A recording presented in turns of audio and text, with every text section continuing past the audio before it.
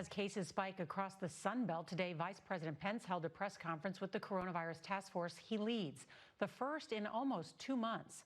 The vice president did not wear a mask, even as the top experts standing with him did. And he urged the public, and they urged the public, to do the same.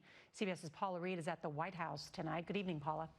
Good evening, Nora. Nearly 70,000 Americans have died since the last task force briefing. Today, while the president tried to put a positive spin on the situation, he left it to his vice president to defend these recent massive rallies that have contributed to the spread and forced dozens of staffers to have to quarantine.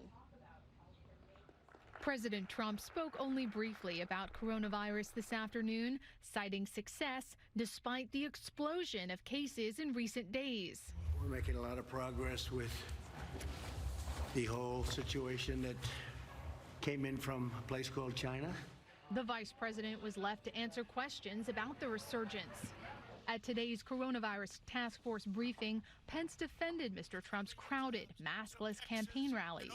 We still want to give people the freedom to participate in the political process. But Dr. Anthony Fauci warned that young people, like those who packed a Students for Trump rally in Arizona, can be spreading the virus unknowingly. People are infecting other people, and then ultimately you will infect someone who's vulnerable.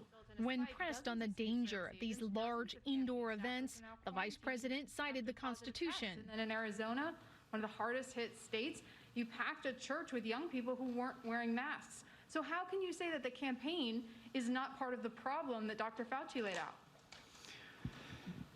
Well, I want to remind you again that the freedom of speech and the right to peaceably assemble is enshrined in the Constitution of the United States. And even in a health crisis, the American people don't forfeit our constitutional rights.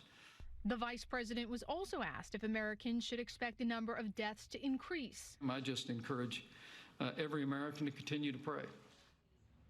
After Vice President Pence showed up to that briefing without a mask, Republican Congresswoman Liz Cheney tweeted out a picture of her father, former Vice President Dick Cheney, wearing a mask, and she included the hashtag #RealMenWearMasks.